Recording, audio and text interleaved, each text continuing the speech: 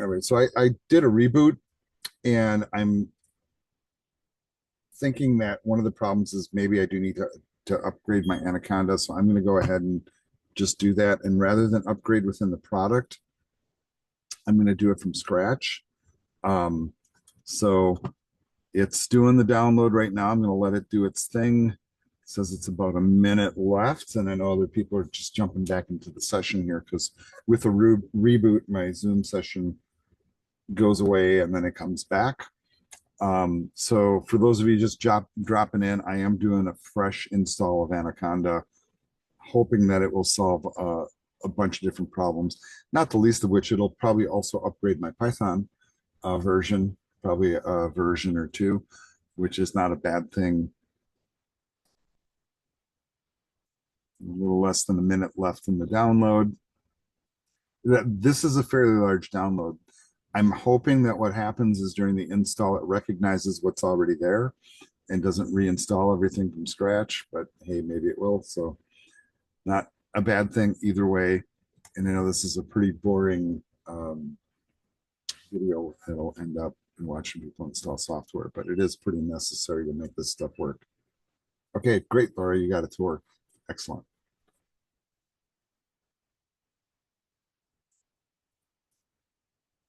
All right, just about 100 meg to go in the download here.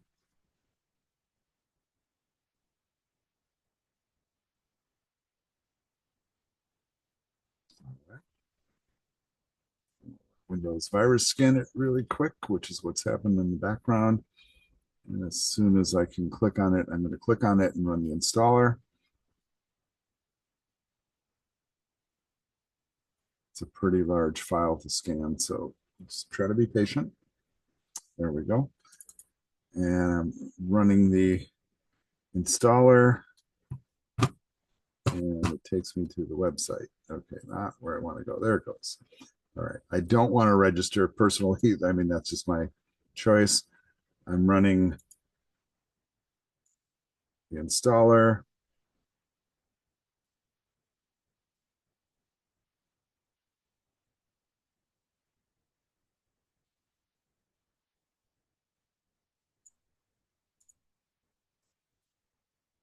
That seems to be going pretty quick. I like to watch the details if possible during the install process. I guess we can hide the logos here.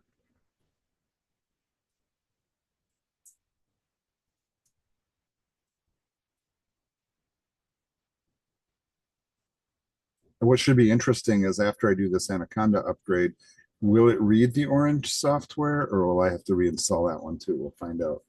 And this is taking much more time than I anticipated, folks, and I apologize.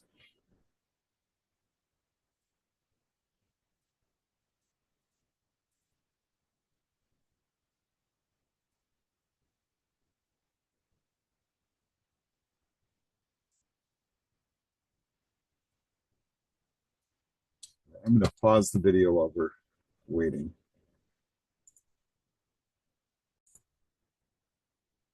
All right, so I'm restarting the recording here.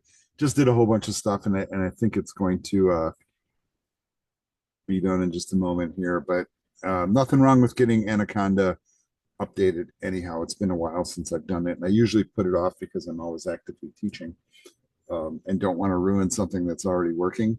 But at this point, it feels like it's not working. So maybe the upgrade's the right maneuver. Still says it's installing. Once again, I feel like this is watching paint dry or something. So it did a whole bunch of stuff and it stopped again, right? And by the time I hit record, it goes into the stop mode. But that last little part of that progress bar that I was seems to take the longest, right?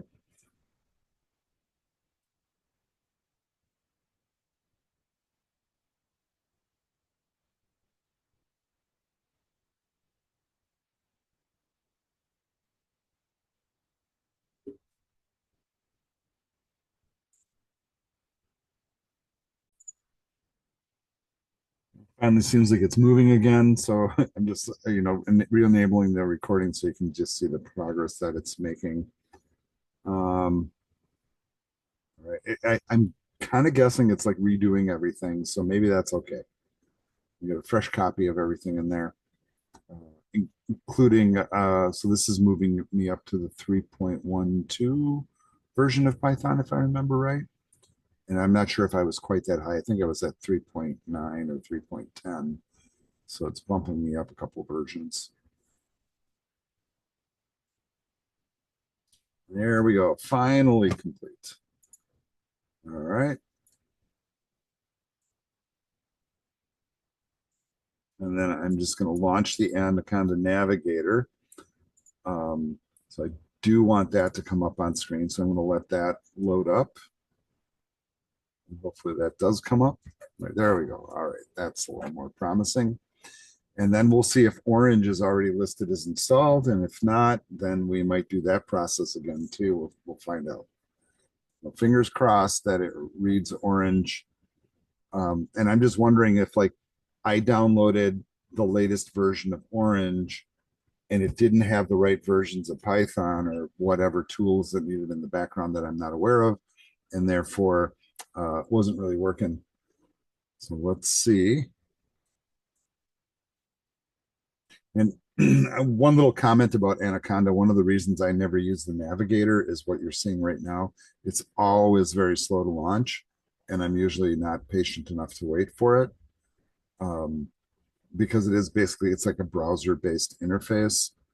Even though they make it look like an app, it's really a browser, you know, in the background.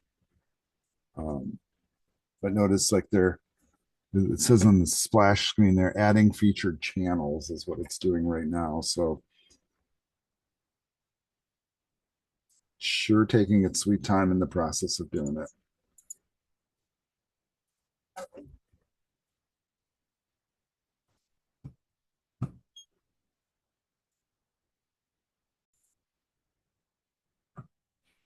All right. And now I'm getting to the point where I'm like, what's going on? So I'm going to like manually force it to run, see if it runs.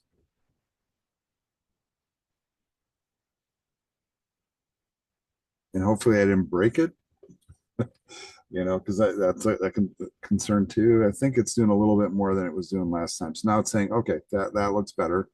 There we go. All right. And it's saying that I need an update already. So I'm going to say no. And now let's see. Then Orange says install. Yeah. How frustrating is that? Um, Let me see if I can pull up Orange this way. It looks like it's there. So I'm going to try to run it. And let's see if it launches. So, like, I'm hoping that anybody watching this is not having the same level of difficulty that I'm having with this, but it's also not impossible that you do. So, and you can see once again, it's not launching. This time, I am going to bring up my task manager. So now I feel like I'm doing a video on how to troubleshoot installations. Um, oh, isn't that interesting?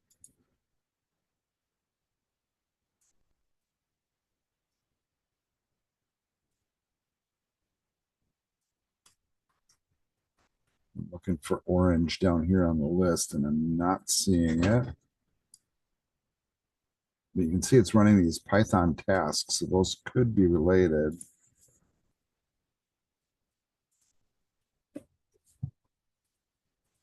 All right, so I'm going to try the internal install again, and hopefully it doesn't take that long. Um, but worst case scenario, I'm going to let's step through the slideshow steps, and then you guys will have to try to complete them on your own without me demonstrating, which is also frustrating. And then I'll have to try to solve this problem independently, I suppose. All right.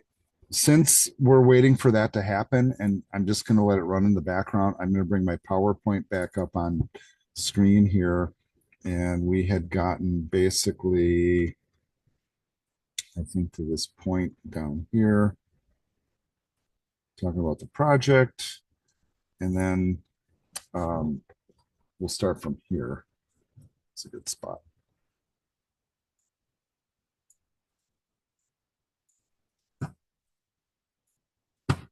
All right. So while we're waiting for that product to launch eventually, and I will keep checking back on it, I have a little skepticism of whether or not it's going to work or not. All right, so I'm going to kind of walk through some of the interface features without actually having access to the interface.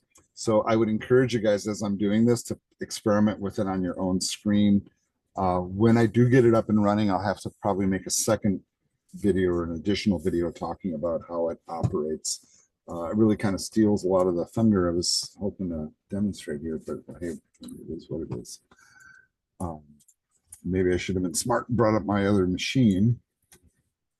All right, let's take a look here at a couple of the key screens. So you get these like weird toolbars inside of Orange that sort of look like this. And I want you to notice how they have this stuff broken down into categories. So there's like a data tab, visualize, model, evaluate, and unsupervised learning. That's what that one's about. You will end up on a welcome screen. And notice how they do have like examples and tutorials and all that sort of stuff linked up right inside the product, which I think is very helpful. So don't ignore that as a resource. Um, uh, Once again, they start talking about the widget panel there and all the different tools. And generally, the way that you use this tool is very simple. You go to the panel that you need a specific tool from, and then you pull it into the interface and then start connecting those tools together. Um, so under the data tab, you can kind of see there very quickly how you can bring in different types of files. Notice that you can do things like connect to databases. You can also live sample data. You can have like a data set and select rows or columns. You can also kind of dig in and look at some of these other little things. For example, even Python scripts, um, et cetera, et cetera. And you can read all the different tools there. Some of this is very similar to some of the tools that you find inside of products, like the pivot table tool in Excel or Power BI or Tableau tools are very similar to this, where you can work with very similar types of tools. You can bring the raw data in either as a spreadsheet or a CSV or a JSON or something like that, and then transform the data right within the product from the data panels. It says there's 4 ways to put your stuff uh, into the main panel. One way is to click on it. You just click on the thing and it pops up on the screen. Or you can drag and drop it from the panel and pull it into the main area of the screen, which I would normally want to demonstrate for you, but I can't right now because my machine's not letting me. So moving on, here's the drag approach. Just click and drag it onto the screen, right? And then once you have that on the screen, then you can also, um, take that object and like change it. So in other words, I can click on an object and then change it to something else. If I don't want it to be that, I can select it from the drop-down list. That also uh, seems to be the option. The type of things, and you can notice here, one of the things that you get are these little connectors that go from one to the other. So you can kind of leverage that little piece into the mix as well. And that one was done through a right click. So click, drag and drop, right click, or expand the menu are all uh, options. All right. What I'd like to do right now is I do want to take a quick little pause because I'm going to try to launch Orange because now I feel like we're getting to the stuff where I can't really demonstrate it without having the product running. So I'm going to pause the video once again. I'm going to see if I can force it to run or if at least troubleshoot it and see if there's like some setting or something that's blocking me from running. And also to check to see if that install is still in progress. So if you guys want to take a 5-minute break, now's a good time to do it. and I'll see you in about 5 minutes, folks.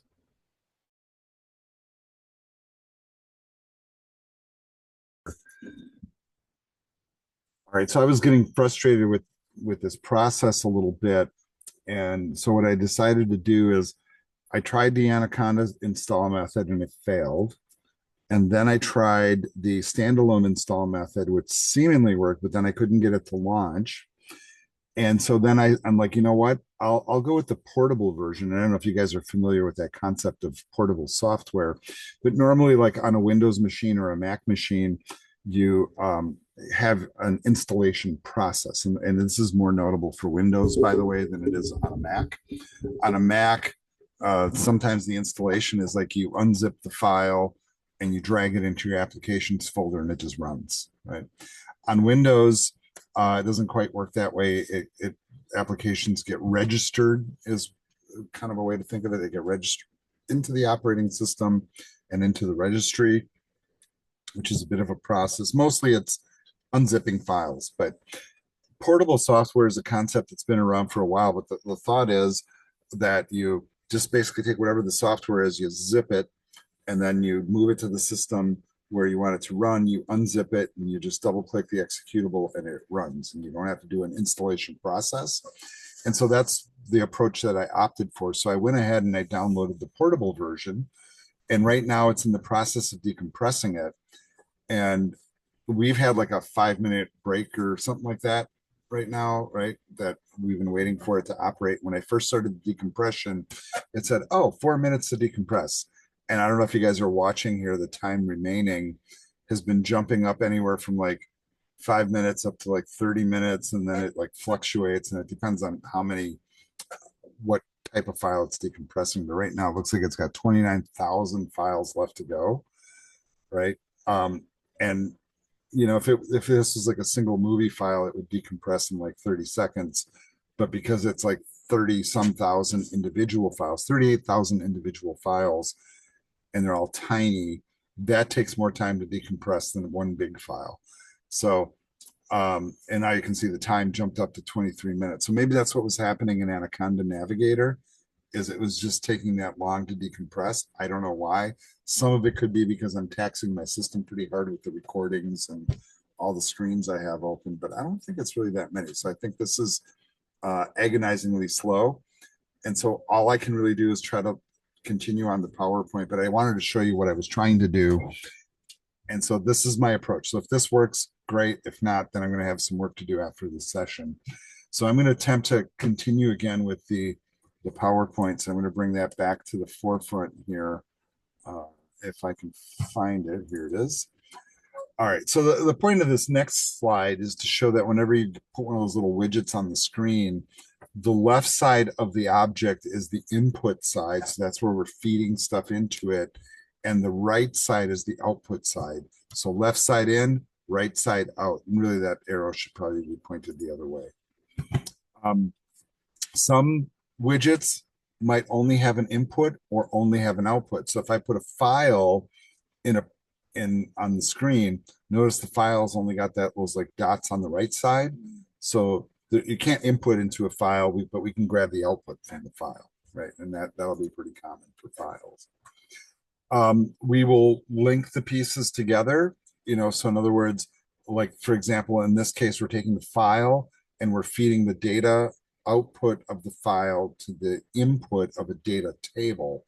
So it might be coming in as like a CSV file or a text file or whatever. And now we're converting it to a table where we can manipulate the data inside of it. All right, so once again, we're doing this conceptually now because I can't demonstrate it. If we really get to the point where we need a real demonstration, I'll maybe like grab one of the student screens and put it up and we'll just kind of work from there. Let's go ahead and insert a file. So like if you guys can either double click it, if that's your approach, or you want to drag and drop it onto the canvas, that would be fine. The next thing you'll do is you'll get a little dialog box here and you can actually like read a data file in. So for example, if you wanted, you could use a data file that's provided. And for the exercise that we'll do here, I do have a data set. And in fact, maybe I can pull that data set up right now as this unzips. So just bear with me here a second as I navigate through my monstrous file systems here to get here. And maybe I can share those data files with you directly. And so I have two data files here. I don't know if I can drop them both in the chat simultaneously. It looks like I can. So here come two data files in that you guys can work with. So one looks like it's an insurance data file, and the other one seems to be about viral internet data. The insurance one is much smaller, by the way. If you look at the file size, 148K versus 16 megabytes for the viral one. So if you want to choose one just to have something to throw in there, go for it, right? And if you want to use a different file, you can do that too. So notice that you can upload a file. That's one possibility. But if you have a URL for a file, like for example, if you know where on the web, you can find that Excel file or CSV file or what have you. Or like in the we were looking at GitHub earlier, where we were grabbing a file right from a repository. That's a possibility too. So once you have the URL to get it, you could have that URL feed directly in, so it can be a direct online feed. If the files are already preloaded, so in other words, you have like a bunch of files already loaded up into this, you can just get them from the drop-down list here, just a matter of hitting the drop-down and then selecting your file. All right, so the next step of this, right, and this would normally be a presentation piece, is to see the data in the file inside this environment, and that's where you would pull in a data table. So what I'm hoping here is maybe one of you, if my decompression is still going, 24 minutes it says here, so it's going to be a while. One of you could share the screen and show me this step. Is there anybody out there willing to do that?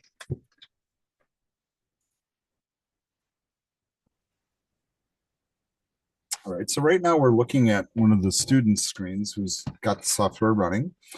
And Laura, I see you've pulled your file widget onto the screen, right? And did you connect your file, one of those downloaded files, to that file widget? Can you right click that file widget and see if what's connected to it? All right. Yep, you can do that. That's one way to do it. And notice how they have okay, you know what? Actually, the data set that they have loaded in here, this is a classic data set that they use in a lot of these visualization programs, is a good starter file. And basically what it is they've taken data on irises, like it's a kind of flower, right? And this is a data set that's commonly used as kind of like a teaching tool. That's like a data set that's already in here. So I would say that that's good. Let's make sure that that's the one that we're using. So it is selected at the bottom, right? All right. Go ahead and close the box. And now let's link it up to a data table. So drag a data table over from the left or double click it. And that would be in the second row, the first icon. It might be behind your Zoom toolbar, I'm thinking. Over two to the left. Yep, that's the one. All right. And then we want to do a connection. All right.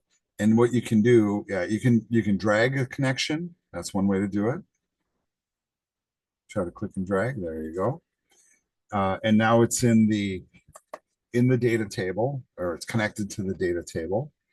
And then the next step would be, and I'm bringing up the PowerPoint here. You guys can't see the PowerPoint now though. Is you can double click that data table icon, and it should show you the data. So this is some of the data that's in there. So notice that they have different classification for irises here, and then they classify irises based upon um, the petal length and width and the sepal length and width. And I'm not sure if I'm even saying that right. And as you scroll down that table, I mean, right now you're looking into the data set, so you're seeing what data is actually placed there, right? Um, so kind of like when we're in Excel and we're working with the import tool, there is kind of a similar type of view, right? Um, they have things are labeled. You can see all the different um, data points, and I don't know if there's more columns than just 4 data points. Maybe, maybe not. I'm not really sure, right? Because I think that the data points end there, right? Yeah, I think you're right. That's all we have there. All right, you can come out of full screen view with that, and then go ahead and click the X on that. Right. I'll take the screen back for a moment, and I'm just trying to see if there's um, okay. This is kind of interesting, and actually, Laura, since you still have the screen, did you stop sharing? You did. Okay, so now I need to share because I think my face is really big on the screen, which I do not like. So I'll have you try some of these maneuvers on your own. My decompression is still going on forever in the background, so I don't know if it'll be done in time. But when you're in this screen here, um, okay, looking at the data, there's a little checkbox. I don't know if you noticed it that says visualize numeric values. And notice what it does, like right inside that interface, it turns on these like little micro bar charts so you can see how much data you have. So that might be useful for you. That's one of the tools. Um, and so is there a better way to visualize the data? All right, so now here we go to the visualization tab on the left sidebar. And you notice how they're pulling in a scatter plot. So why don't you go ahead and do that and um, connect up pull a scatter plot onto the screen and then connect the file to the scatter plot. Once you have it on your screen, go ahead and double click into it. And then you'll notice some of the various visualizations that you can do here. And I know it's hard to see in the PowerPoint, and I'm tempted to make the graphics bigger. Sorry, but I'm not in edit mode, so I can't really do that. But what you'll notice is there's little boxes at the top where you can decide what goes on the x-axis if it's a scatter plot, what goes on the y-axis as a scatter plot, right? And so, for example, you can do sepal length and width, or you can switch that to petal length and width, however you want to do it. You can also declare things such as the color, the shape, the size, and the labels of the various markers, how opaque they are, the size of each one of the markers, and you can see all the little check boxes. All right, so they're saying here to go ahead and click on that little tool there. And I can barely read it, but I know it says something like informative projections, right? So you can click on that. Once you click on that, um, it'll bring up something that looks like this. And Laura, I think maybe if you're willing to share your screen again, would you be willing to do that? Just go right to share mode, and the recording will switch to your screen, and we'll just coach you through the steps. So the moment we see, there we go. All right, and yeah, you want to bring orange back up. So you see you got the scatter plot, but now you need to connect file to the scatter plot. So if you could drag from file, the output side of file, down to the scatter plot. Yeah, now you're moving it, but you want to see like that semicircle. There you go. From there.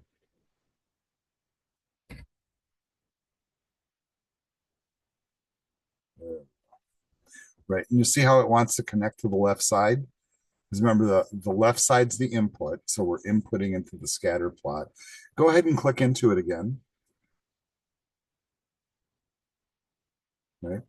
So there's some of that stuff that they're talking about, right? And you notice that um, we're not seeing the entire screen here. We're seeing kind of the on the left sidebar there. There's more information at the top. So um, I don't know if you're seeing the slider. Yeah, there you go. That's a way to do it. All right. So there, notice how they have the find informative projections button there. Yep. Go ahead and click that.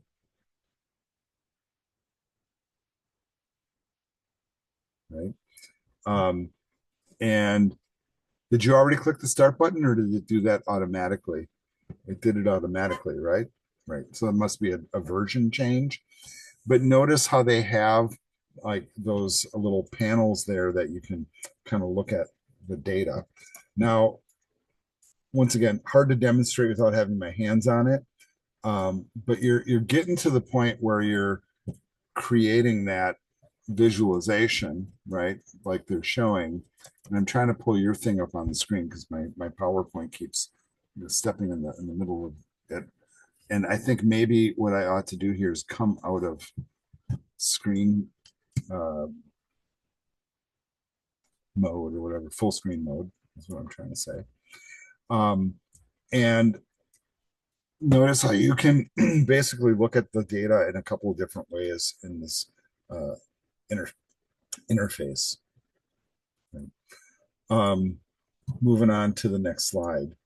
So I'm on slide 76 if you're following along now. Um, they have another way that you can visualize data too. You can go ahead and close the little pop-up box and close the bigger box that you have open here. Now they want you to do a box plot. So that's also in the visualization area here. So drag a box plot out. You can put it anywhere. And once again, you're gonna drag from the output side of file to the left side of the box plot. Yep. You want to take it so they actually connect. Yep. Right there. All right. And then you can go ahead and double click box plot. And what I would recommend for this, because the file is kind of like the input point and everything's working from left to right, you should take file and move it way over to the left. Exactly. All right, go ahead and double click box plot and let's go take a look inside of some of those tools. Right. And you'll notice here how the data is represented in a different way. And, the different graphics are relative to like the kind of information you're trying to extract from them. They show the range, it shows the upper and the lower limits, the stuff in a box plot, the way that, this typically works. And if you don't mind, I'm going to draw on your screen here. If I can find my annotation tool. There we go. Right. So the way a box plot works is this middle point is the mean, right? And then there's a standard deviation of 0.35. That's the big part of the box.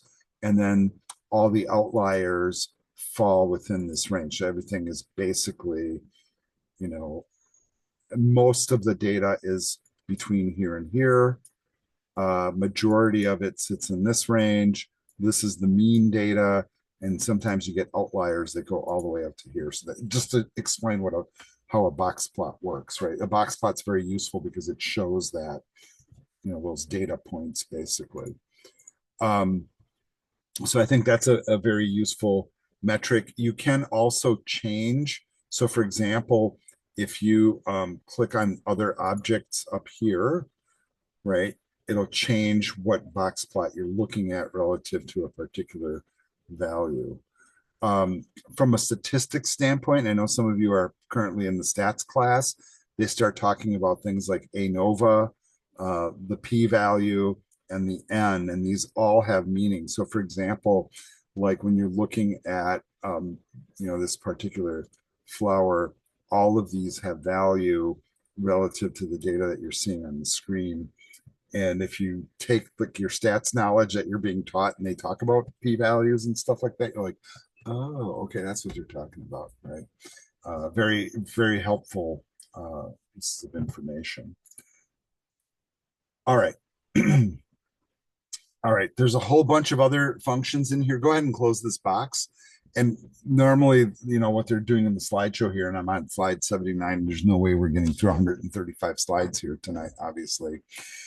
Is you can play with some of these other visualizations and tools, by the way.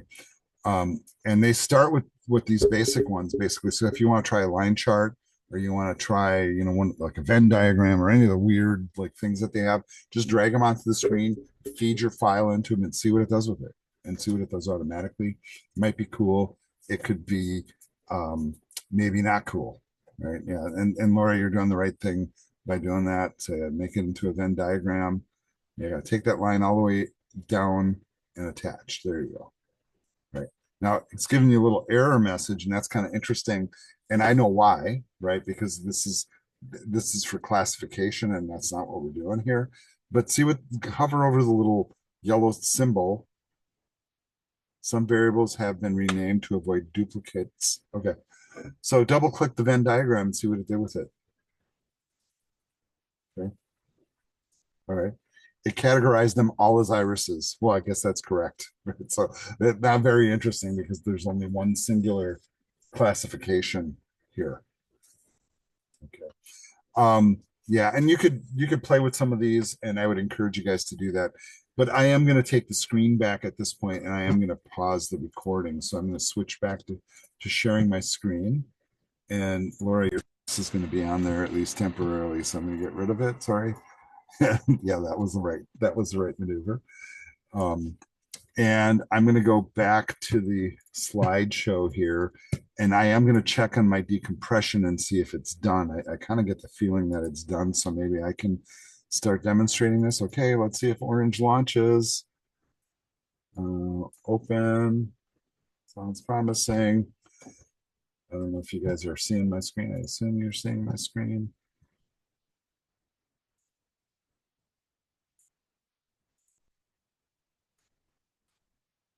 I'm trying to see if it's launching. It's still not launching. Yeah, not great, right? Oh, hey, it finally loaded up. All right. So now I can do a little demonstration here myself. All right. So I'm going to go ahead and I'm just going to create a new file here. So now that you guys can actually see this, right? And I'm going to use my PowerPoint here as my guide, because what's happening now in the PowerPoint. So I'm on this slide here. This is slide number 80, right? And I'm just going to kind of give you guys the heads up. We're going into this use case example. So what they're going to do here is they're going to walk through a situation and then show you how Orange can be used to solve the problem. Now, what's nice about this is they do have screenshots and they walk through it step by step. So even if I don't record this, you guys have the capability to use the PowerPoint to help guide you. What I will attempt to do offline in between now and next week is record a video demonstrating all of it, so you have an example of what to do as well, rather than just reading about it. So let's go ahead and just kind of pop through some of these slides, and then I'll pop back and forth between this and Orange. So, all right, let's look at the problem. It says you're working in an insurance company. Your company receives a lot of insurance claims every day, but they do not know whether they're real claims or fraudulent cases. Your boss wants you to investigate. There's a better way to identify claims as genuine or fraudulent. He gives you all the previous insurance claim cases with genuine or fraudulent tags. So he's giving you basically categorized data, right? Labeled data. All right. Once again, problem life cycle, right? Once again, so we'll start with problem scoping. All right. So understanding the problem is the first part of the issue. So they're kind of repeating all of that information. And then they go into the problem scoping, right? And once again, it's the same information. So we already have looked at that. Are there any possible ethical problems that might arise from this? And I'm going to say there are some ethical problems, right? If you guys have ever had an insurance case just be outright denied, even though you know it's valid, you're kind of victim of it already, because there's data that shows that certain genders, age groups, races, and ethnicities are biased against with this type of information. It's also sometimes biased based upon what kind of occupation you have or kind of salary that you earn or even the zip code you live in, that type of thing, right?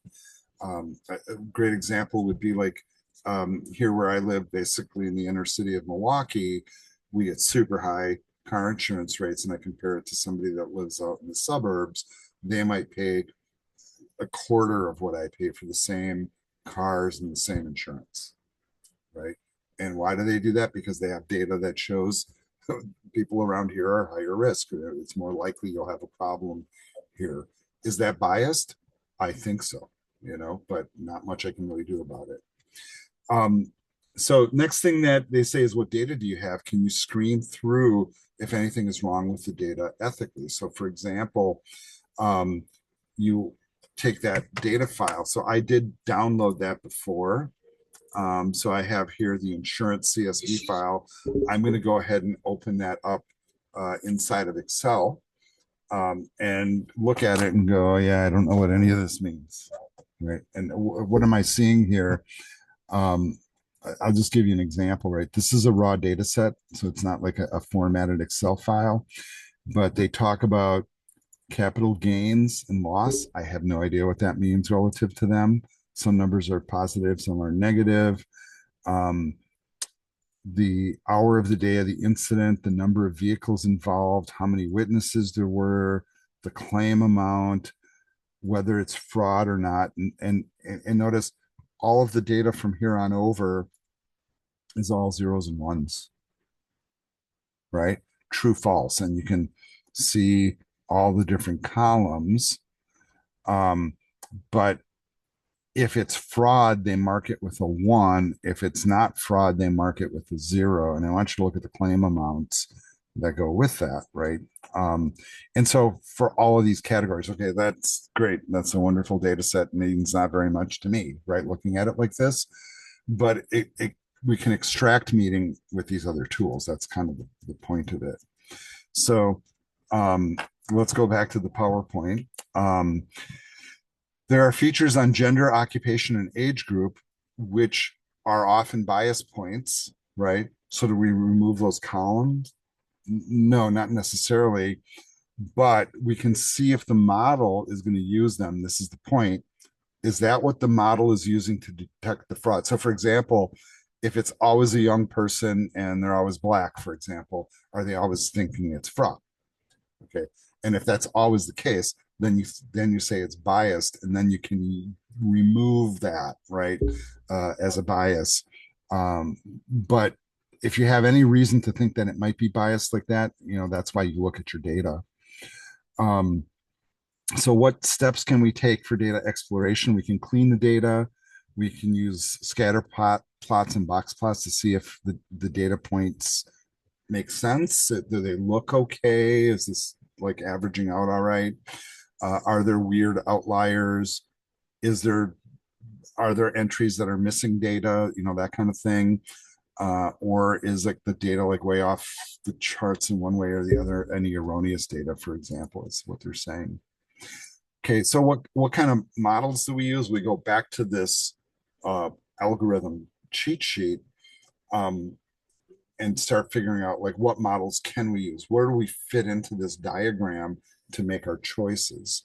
So one other thing that we do is like, how are we measuring the performance?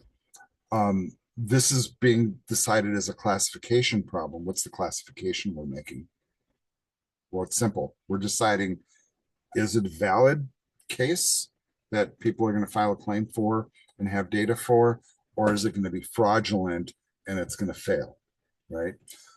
So, we are choosing that. If you guys remember, you probably don't, right? When we do classification problems, there's some metrics that we can use. So one is a confusion matrix. That's a real common one for classification. we have a CA and the precision and the recall tools that are all available metrics for classification. Um, you know, when we look at implementing the model, what stuff can we do? Would we want to process like every insurance claim for a whole year all at once? That's probably not reasonable if you think about it, right? Do we do it on a daily basis? I can imagine that a big insurance company might do it hourly, right? Or maybe every 15 minutes they run these algorithms. Who knows how they do it? Um, we still will have humans in the mix, maybe to check to see if it's processing correctly or if we have false negatives or false positives. And sometimes you can test your data, and if it is triggering false in wrong situations, then you have to retrain your model or look at different metrics to determine it.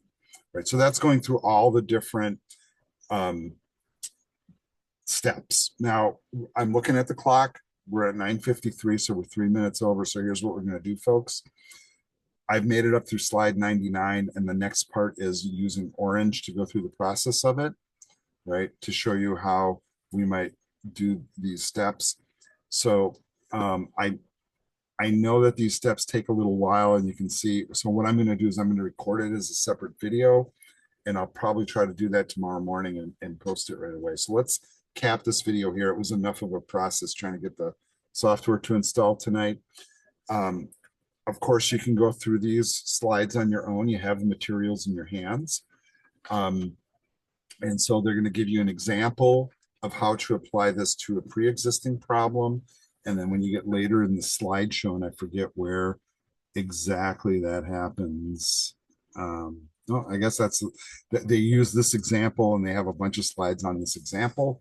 And then you can apply this. So if you can get this to work, this is your AI project for statistical data, right? For the insurance company classification stuff. So you can watch my video, wait for it, or you can try to proceed on your own, and then you can always adjust it in the aftermath. All right, folks, let's call it a night. This video will end here. So the recording is done.